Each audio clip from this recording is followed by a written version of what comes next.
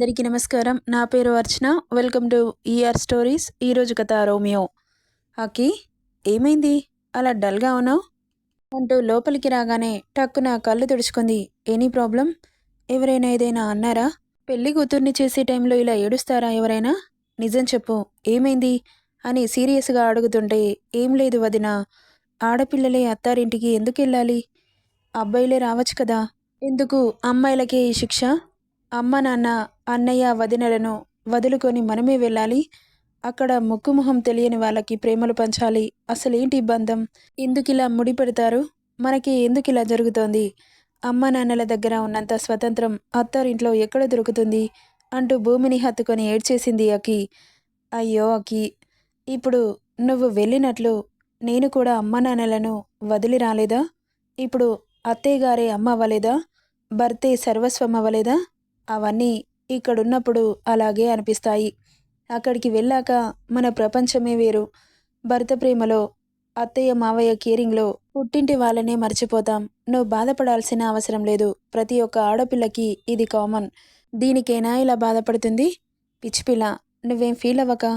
అన్నయ్య చాలా మంచివాడు. మేము గుర్తురానంతగా ప్రేమగా చూసుకుంటాడు. అయినా మేమెక్కడికి వెళ్తాం? ఇక్కడేగా.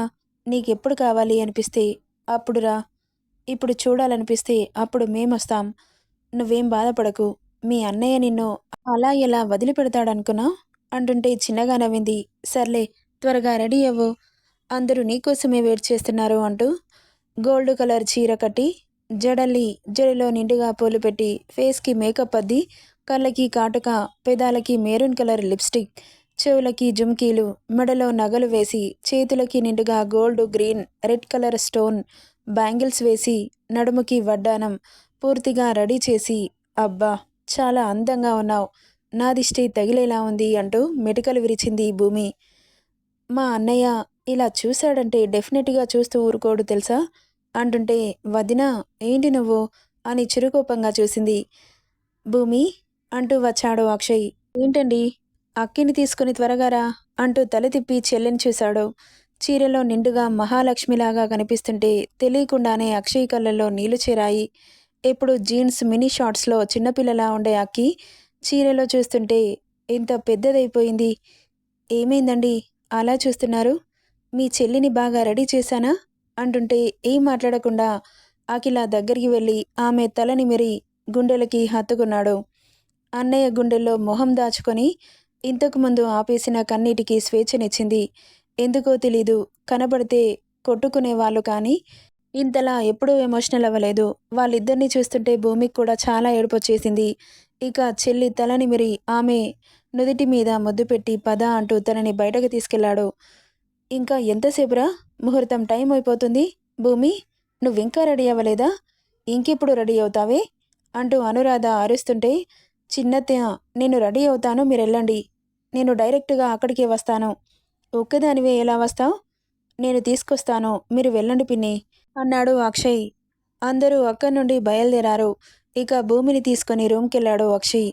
ఈరోజు చీర నేను కడతాను, నువ్వు చాలా లేట్ చేస్తావు అంటుంటే కళ్ళు చిన్నవి చేసి చూసింది.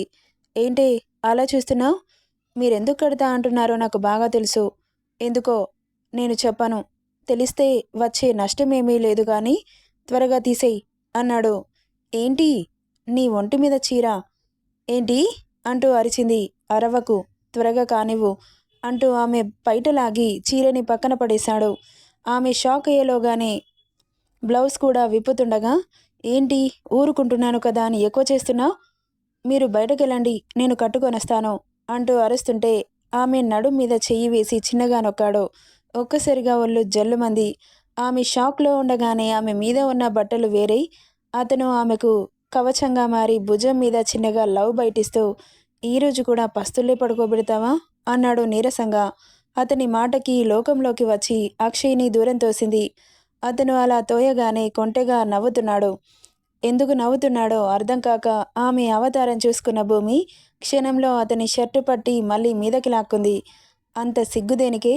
నేనేమైనా చూడని పాట్సా అంటుంటే అతని నోటి మీద చేయి పెట్టి, సిగ్గులేదు మీకు అని చిరుకోపం ప్రదర్శిస్తుంటే, సర్లే ఇప్పుడు మనం పెళ్ళికి వెళ్తామా లేక ఇక్కడే ఉంటామా అన్నాడు. అప్పుడు గుర్తొచ్చి వెంటనే అతని కళ్ళపై చేయి పట్టి ఒక్క తోపు తోసి బెడ్ మీద ఉన్న చీరని మీదకి లాక్కొని పరిగెత్తుకుంటూ డ్రెస్సింగ్ రూమ్కి వెళ్ళింది. ఇక అక్షయ్ మొబైల్ రింగ్ అవుతుంటే నవ్వుకుంటూ బాల్కనీలోకి వెళ్ళి మాట్లాడుతున్నాడు. అతను కాల్ మాట్లాడి వచ్చేసరికి భూమి చీర కట్టుకొని బయటకొచ్చింది. అద్దం ముందు కూర్చొని ఫాస్ట్గా రెడీ అవుతోంది. అక్షయ్ ఆమె జుట్టుని తీసి కోంబు చేస్తున్నాడు.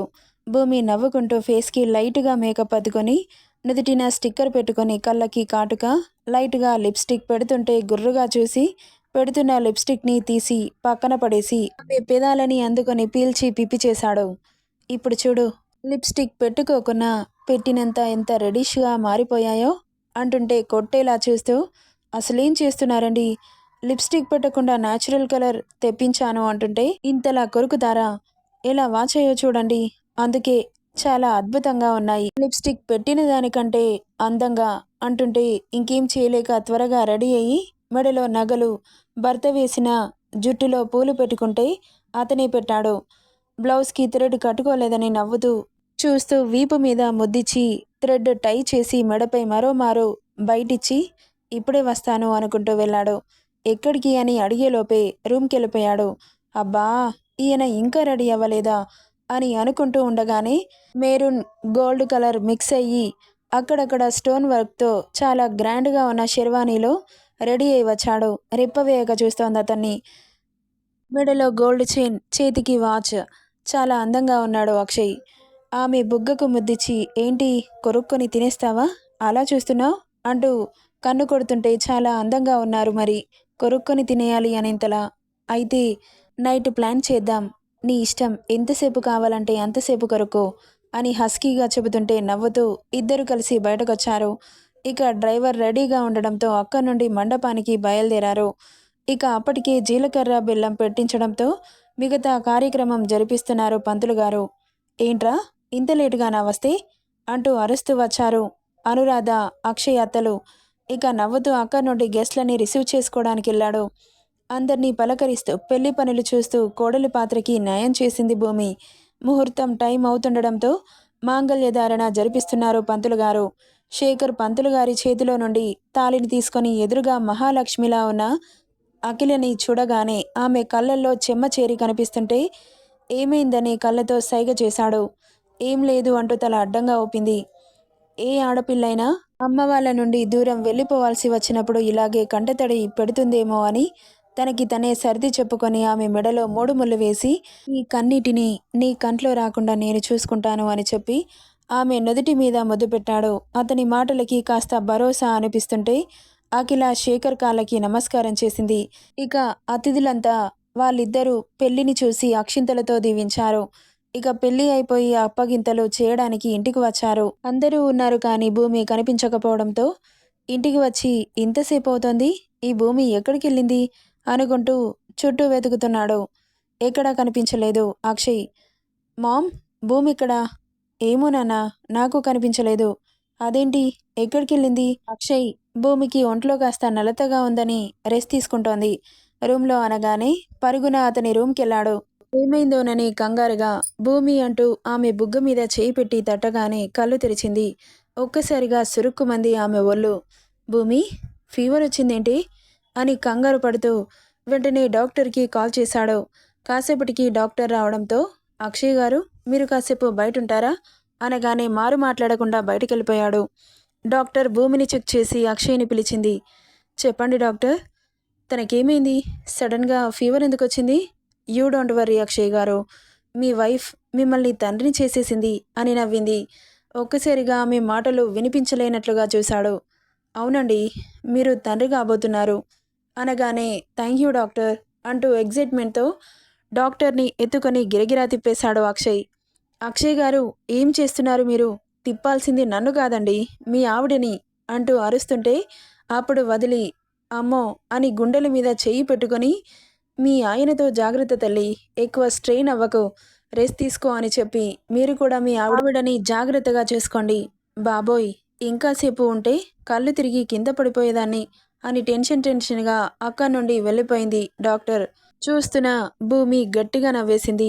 అసలేం చేస్తున్నారండి, డాక్టర్ని తిప్పారేంటి అని నీరసంగా ఉన్న నవ్వొస్తుంటే ఆపుకుంటూ అడిగింది. ఏమో నాకు తెలీదు కానీ థ్యాంక్ యూ సో మచ్ బంగారం అంటూ ఆమె ఫేస్ నిండా ముద్దులు కురిపించి భూమిని మనస్ఫూర్తిగా అతని గుండెలకి హత్తుకున్నాడు. Thank you, thank you very much అంటుంటే ఎందుకంత సంతోషం అని అడిగింది. సంతోషమని చిన్నగా అడుగుతావేంటి? చాలా హ్యాపీగా ఉన్నాను. అసలు నాకు ఆ ఆలోచన కూడా రాలేదు. రాకముందే నేను తండ్రిని కాబోతున్నాను.